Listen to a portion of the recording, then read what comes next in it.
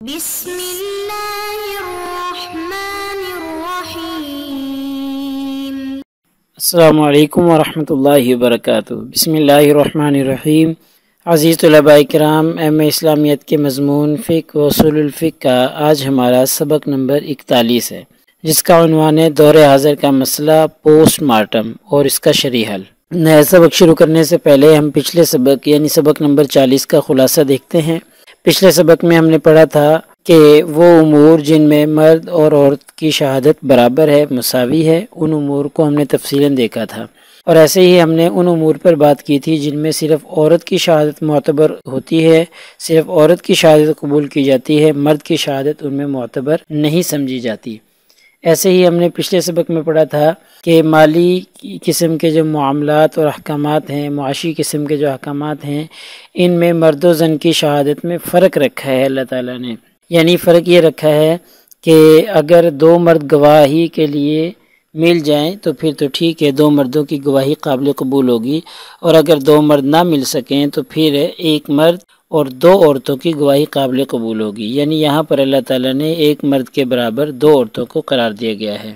ایسے ہی پھر آخر میں ہم نے بات کی تھی کہ اللہ تعالیٰ نے جو یہ فرق رکھا ہے، اس فرق کی وجوہات کیا ہیں، اس کی حکمت کیا ہے، تو ان چند حکمتوں پر اور ان وجوہات پر ہم نے تفصیلاً بات کر لی تھی۔ تو انشاءاللہ آج کے اس سبق میں ہم بات کریں گے کہ پوسٹ مارٹم کا معنی اور مفہوم کیا ہے، پوسٹ مارٹم کسے کہا جاتا ہے۔ پھر ہم بات کریں گے کہ پوسٹ مارٹم کی مختصر تاریخ کیا ہے، اور ایسے ہی ہم پوسٹ مارٹم کے اقسام پر بات کریں گے، جن میں ہم 4 اقسام پر بات کریں گے، جن میں تعلیمی پوسٹ مارٹم ہے، تشخیصی پوسٹ مارٹم ہے، قانونی پوسٹ مارٹم ہے، اور آخری قسم پیوند کاری کے لیے پوسٹ مارٹم کرنا۔ ان چاروں اقسام پر انشاءاللہ ہم بالتفصیل گفتگو کرنے کی کوشش کریں گے، اور سبق کے آخر میں انشاءاللہ اس پر ہم تفصیلی بات کریں گے کہ قدیم فقہا اور پوسٹ مارٹم کا کیا تعلق رہا ہے، قدیم فقہا کے ہاں پوسٹ مارٹم کس شکل میں موجود تھا، اور ان کے کیا اقوال اور فتاوی جات ہیں پوسٹ مارٹم کے بارے میں۔ تو جیسا کہ آپ جانتے ہیں کہ کوئی بھی چیز جب شروع کرتے ہیں، اس کی ابتدا کرتے ہیں، تو پہلے اس کے معنی اور مفہوم جان لینا ضروری ہوتا ہے، تاکہ آگے اس کے بارے میں باتیں سمجھنا آسان ہو جائیں۔ تو پوسٹ مارٹم کا شرعی حکم بیان کرنے سے پہلے اور علماء اور فقہا کی آراء کا جائزہ لینے سے پہلے ہم اس کا معنی اور مفہوم دیکھتے ہیں کہ اس کا معنی کیا ہے۔ تو جو یہ لفظ ہے پوسٹ مارٹم، یہ لاطینی زبان کا لفظ ہے، جو انگریزی میں ہماری انگلش میں بھی استعمال ہوتا ہے۔ اس کا لفظی معنی اور لفظی مفہوم ہے موت کے بعد، یعنی جو یہ لاطینی زبان میں استعمال ہوتا ہے تو اس کا ترجمہ موت کے بعد کیا جاتا ہے۔ ایسے ہی علم التشریح، جسے انگلش میں اناٹومی کہا جاتا ہے، یہ بھی میڈیکل سائنس کی اور طبی علوم کی ایک معروف شاخ ہے۔ اس میں اعضاء کا باہمی تعلق بیان کیا جاتا ہے، بیماری اور صحت میں ان کی کیفیت بتائی جاتی ہے، اور چیڑ پھاڑ کے ذریعے جو صحت اور بیماری ہے وہ معلوم کی جاتی ہے۔ ایسے ہی پوسٹ مارٹم کا جو اصطلاحی مفہوم ہے وہ اس لغوی مفہوم کے قریب ہے۔ اصطلاحاً اس سے مراد یہ ہے کہ مرنے کے بعد انسانی جسم کو چیرنا اور پھاڑنا اور کھول کر اس کا معائنہ کرنا کہ آیا کون سی بیماری ہے، کس بیماری کی وجہ سے یا کن وجوہات کی وجہ سے اس انسان کی وفات ہوئی ہے۔ اب ہم پوسٹ مارٹم کی مختصر تاریخ پر بات کرتے ہیں۔ تو پوسٹ مارٹم جو ہے یہ زمانہ قدیم سے ہی چلا آ رہا ہے، اس کی تاریخ بھی بہت پرانی ہے۔ موجودہ تاریخی ریکارڈ کے مطابق فراعنہ مصر اپنے بادشاہوں کی لاشوں کو چیر کر ان کا بھیجا، ان کی آنتیں، اوجڑی وغیرہ نکال دیتے تھے، اور ان کی جگہ انسانی لاش کو محفوظ کرنے والا مواد ان کے جسم کے اندر رکھ دیتے تھے، جس کی وجہ سے وہ ایک بہت لمبے عرصے تک ان کا جسم محفوظ ہو جاتا تھا۔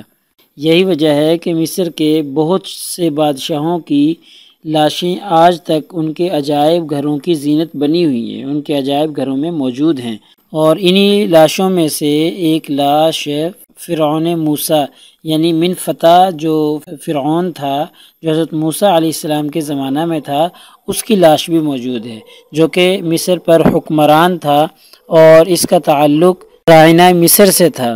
اس کی لاش کو بھی تقریباً 5000 سال گزر چکے ہیں اور یہ اسی طریقے سے ابھی محفوظ ہے۔ تو گویا ہم یوں کہہ سکتے ہیں کہ فراعنہ مصر بہت قدیم زمانے میں بھی لاشوں کا پوسٹ مارٹم کیا جاتا تھا اور ان کی جگہ لاش کو محفوظ کرنے والا مواد رکھ دیا جاتا تھا۔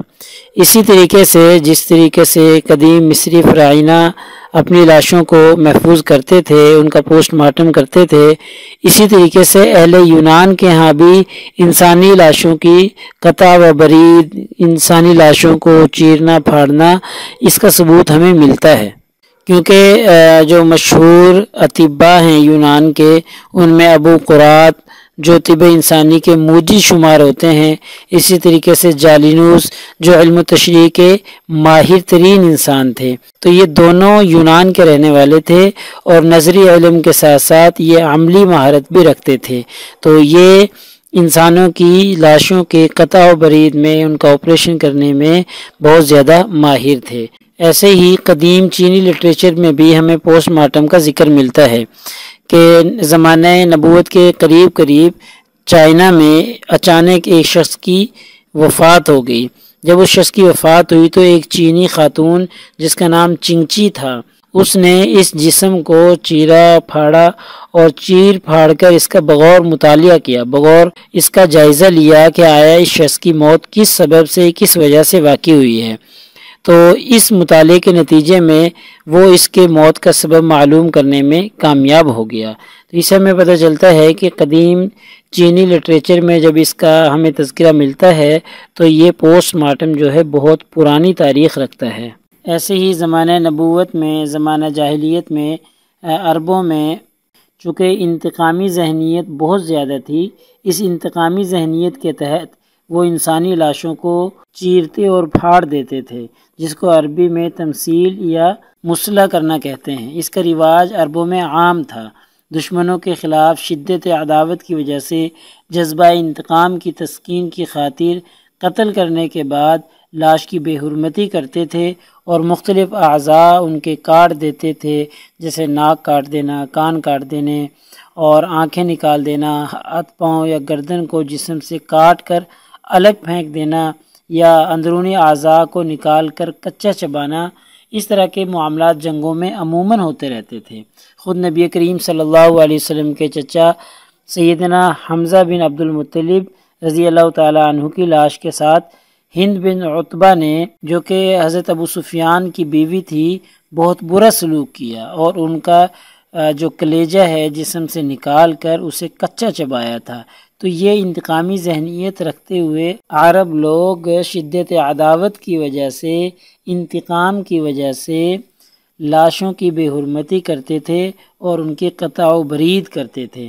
تو اس سے پتہ چلتا ہے کہ یہ لاشوں کا مسلح کرنا، لاشوں کا پوسٹ مارٹم کرنا، یہ زمانے قدیم سے ہی چلا آ رہا ہے، یہ آج کے ہمارے دور کی ایجاد نہیں ہے۔ اب ہم پوسٹ مارٹم کی مختلف اقسام پر بات کرتے ہیں۔ تو پوسٹ مارٹم کا شرعی حکم سمجھنے میں آسانی کی خاطر یہ معلوم ہونا بھی ضروری ہے کہ انسانی لاش کی چیر پھاڑ کی ضرورت کیا ہے اور یہ کام کس غرض اور کس مقصد کے لیے کیا جاتا ہے۔ اس لحاظ سے پوسٹ مارٹم کی 4 اقسام جو ہیں عام طور پر معاشرے میں اہل علم کے ہاں مروج ہیں، جن میں سب سے پہلی قسم تعلیمی پوسٹ مارٹم ہے۔ تو میڈیکل کالجوں اور پیشہ طب سے جو لوگ وابستہ ہوتے ہیں، جیسے طلباء و طالبات جنہوں نے مستقبل میں مریضوں کا علاج کرنا ہوتا ہے یا جنہوں نے طب کی تدریس کرنا ہوتی ہے، ان کے لیے ضروری ہوتا ہے کہ وہ انسانی جسم اور اس کے اعضاء کی اندرونی ساخت اور اس کے کام سے واقف ہوں اور انہیں معلوم ہو، انہیں پتہ ہو کہ مختلف بیماریوں کے اثرات کیا ہوتے ہیں، مختلف بیماریوں کے کام کیا ہوتے ہیں، وہ کس طریقے سے جسم پر اثر انداز ہوتی ہے۔ جب ان کو یہ معلوم ہوگا تو پھر وہ آسانی کے ساتھ مختلف مریضوں کا علاج کر سکیں گے، بالخصوص آپریشن اور سرجری میں ان کے لیے آسانی پیدا ہو جائے گی اور وہ کسی بھی ایسی غلطی سے بچ سکیں گے جو مریض کے لیے نقصان دہ ثابت ہو سکے یا مریض کی جان لے سکے۔ تو اس غرض کے لیے طلباء کو تعلیم دینے کے لیے انسانی لاش کو کھول کر اس کے مختلف اعضاء اور مختلف حصوں کا معائنہ کروایا جاتا ہے تاکہ وہ کسی بھی قسم کی غلطی سے بچ سکیں اور کسی زندہ انسان کو نقصان نہ پہنچا سکیں۔ اور بالخصوص جو علم الامراض ہوتا ہے اس میں مہارت حاصل کرنے کے لیے پوسٹ مارٹم ضروری ہی نہیں بلکہ لازمی اور انتہائی زیادہ لازمی ہوتا ہے۔ اس کے بغیر علم الامراض میں تخصص اور مہارت حاصل کرنا یہ ناممکن ہوتا ہے۔ تو اس لیے لاشوں کا پوسٹ مارٹم کروا کر طلباء کو تعلیم دی جاتی ہے، اسے کہا جاتا ہے تعلیمی پوسٹ مارٹم۔ تو پوسٹ مارٹم کی دوسری قسم ہے تشخیصی پوسٹ مارٹم۔ اس میں ہسپتالوں میں جو مریض داخل ہوتے ہیں اور تو جب ان کی وفات ہو جاتی ہے ہسپتال میں، تو عموماً ڈاکٹر حضرات جو ہوتے ہیں موت کا اصل سبب معلوم کرنے کے لیے یا بیماری معلوم کرنے کے لیے یا بیماری جو معلوم ہوتی ہے اس کے انسانی جسم پر اثرات معلوم کرنے کے لیے یا مختلف ادویہ کا جو نتیجہ اور رزلٹ ہوتا ہے جو اس مریض کو دی گئی ہوتی ہیں ان کے اثرات اور رزلٹ اور ان کی تبدیلیاں، ان کے تغیرات جو جسم میں واقع ہو رہتے ہیں ان کا معائنہ کرنے کے لیے جو مرا ہوا انسان ہوتا ہے اس کی لاش کو کھولتے ہیں اور پھر اس کا معائنہ کرتے ہیں تاکہ موت کا اصل سبب معلوم کر سکیں، بیماری معلوم کر سکیں، مختلف ادویہ کا مختلف اثرات معلوم کر سکیں۔